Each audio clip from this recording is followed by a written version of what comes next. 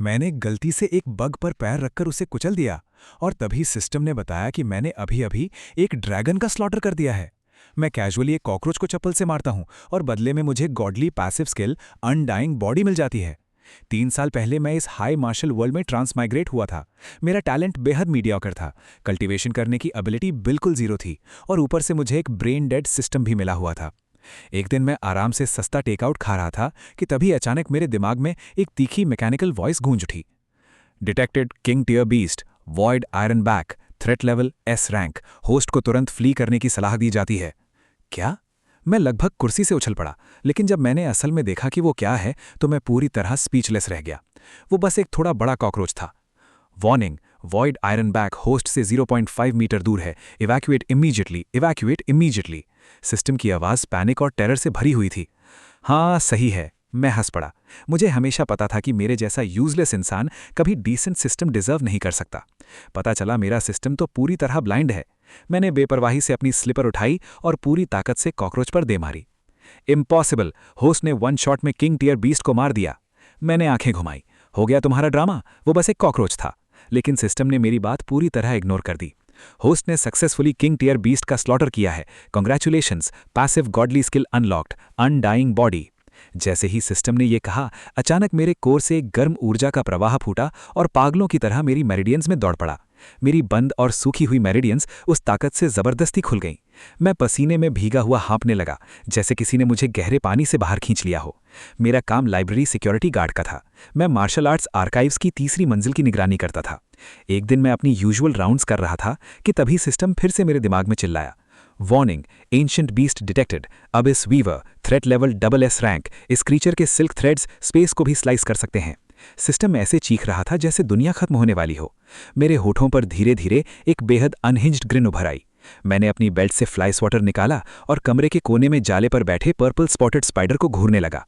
Abish Weaver, हाँ, space को काट सकता है, रियली? मैं एक एक कदम उसकी तरफ बढ़ने लगा। वार्निंग, अब इस weaver dark matter energy charge कर रहा है। ये अपना डेथ डोमेन ओपन करने वाला है। Dodge host, dodge. मैं हंस पड़ा।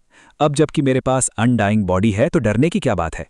मैंने गहरी सांस ली, दोनों पैर जमीन पर जमाए, फ्लाई स्वॉटर को पूरी ताकत से घुमाया और स्पाइडर पर पूरी शक्ति के साथ दे मारा।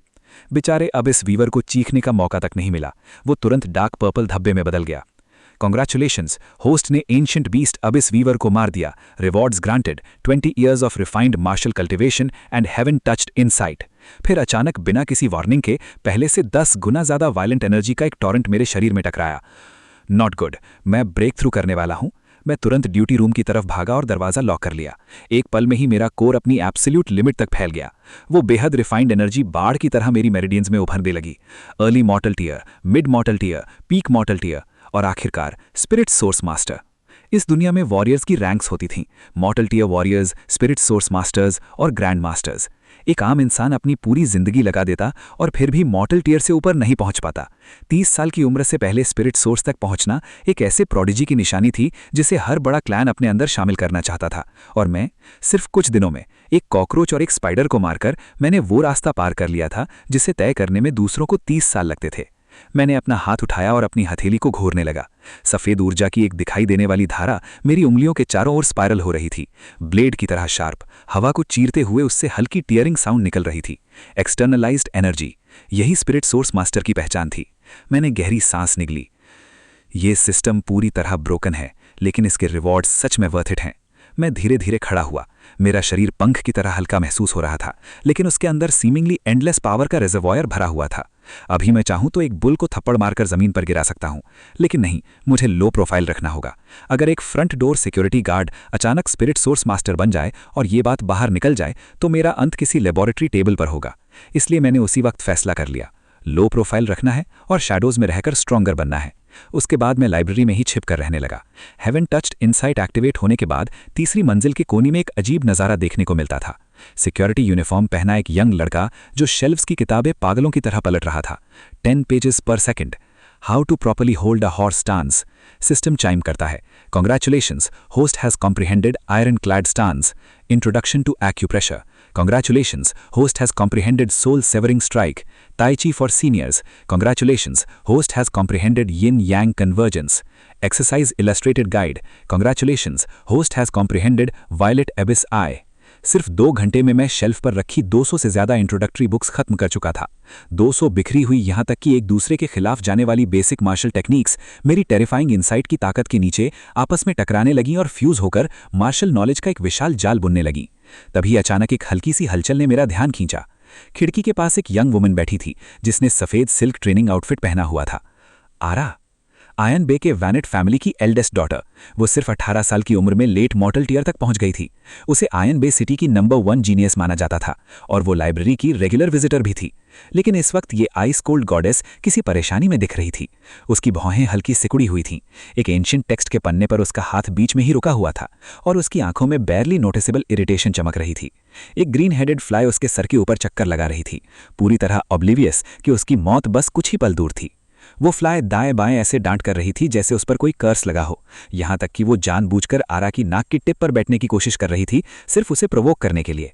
एक वॉरियर होने के नाते उसने नेचुरली उसे उड़ाने की कोशिश की, लेकिन शौक की बात यह थी कि वो फ्लाई किसी म्यूटेंट जैसी लग रही थी। उसकी फ्लाइट पाथ बेहद एराटिक थी और उसकी स्पीड लगभग अनबिलीवेबल। कुछ ही पल पहले आरा ने चुपके से फिंगर ब्लास्ट छोड़ा था, लेकिन फ्लाई ने उसे ऐसे डॉज कर लिया जैसे वो कुछ नहीं था। ये आखिर किस तरह का क्रीचर है? जैसे ही वो अपनी एनर्जी चैनल करके उसे पूरी तरह ब्लास्ट करने वाली थी, एक लेजी आवाज़ उसके पास आकर गूंजी। अब फ्लाइज भी लाइब्रेरी में पढ़ने आने लगी हैं, क्या ज़माना आ गया है? आरा ने ऊपर देखा। उसने एक यंग सिक्योरिटी गार्ड को अपनी तरफ आते हुए देखा, बैगी यूनिफॉर्म, हाथ में चिप्ड मग, आराम से चलते हुए। पास मत आना, आरा ने ठंडी आवाज़ में कहा। वो फ्लाई बहुत फास्ट है, शायद कोई म्यूटेंट हो, सावधान रहो। मैंने ऐसे बिहेव किया जैसे मैंने उसकी बात सुनी ही नहीं और आराम से आगे बढ़ता गया। मेरे दिमाग में मीनवाइल सिस्टम पूरी तरह बजर हो चुका था। Maximum alert, high energy entity detected ahead, rift fly, target speed has broken the sound barrier, it is scanning for hosts weak point, preparing for a 1 hit kill. मैंने आंखें घुमाई। मेरी newly evolve dynamic vision में वो fly जो शायद आरा को बिजली की तरह दिखाई दे रही थी, असल में स्लो मोशन में चलती हुई लग रही थी। ऐसे कैजुअली उड़ रही थी जैसे किसी मॉल में विंडो शॉपिंग कर रही हो। एक्सक्यूज़ मी, तुम मेरी किल ब्लॉक कर रही हो, मैंने बड़बड़ाते हुए कहा और आरा की टेबल तक पहुंच गया। आरा की भौहें सिकुड़ गईं। वो इस बेखबर गार्ड को डांटने ही वाली थी, लेकिन अगले ही पल वो फ्रीज हो गई। उसने देखा कि मैंने कैजुअली अपना राइट हैंड उठाया, इंडेक्स फिंगर और मिडिल फिंगर को साथ जोड़कर हवा में एक हल्का लेजी स्वाइप किया, जैसे हवा से धूल हटाई जा रही हो। स्नैप! बस एक बेहद हल्की सी आवाज़ आई और फ्लाई पूरी तरह ऑब्लिटरेट हो गई। कुछ नहीं बचा। मैं बिना रुके अपना मग लेकर आराम से वापस चल दिया, जैसे कुछ नहीं हुआ हो। आरा पूरी तरह अपनी सीट पर जमी रह गई। उसका दिमाग उसी एक पल को बार बार रिप्ले कर रहा था। वो क्या था? क्या वो लेजेंडरी फिंगर स्वॉर्ड था? क्या ये गार्ड जो हर दिन ड्यूटी पर सोता रहता है, असल में कोई पियरलेस स्वॉर्ड मास्टर है जो प्लेन साइट में छिपा हुआ है? मीनवाइल मैं पहले ही शेल्फ्स के पीछे गायब हो चुका था। Ding! Kill confirmed, target rift fly. Congratulations, host has obtained perfect tier movement technique, 9 steps of the wind. मैं लगभग अपना पानी थूक देता। मैंने अभी बस एक फ्लाई मारी और सिस्टम मुझे 9 steps of the wind दे रहा है। अचानक फुटवर्क की भारी नॉलेज मेरे दिमाग में फ्लड की तरह भर गई। मेरे पैर इंस्टिंक्टिवली उस मिस्टीरियस रिदम को फॉलो करने लगे और अगले ही सेकंड मैं इमरजेंसी एग्जिट के पास 10 मीटर दूर खड़ा था। मुझे खुद नहीं पता चला कि मैं वहां पहुंचा कैसे। ये टेलीपोर्टेशन है क्या? मैंने पीछे मुड़कर देखा जहां मैं अभी खड़ा था।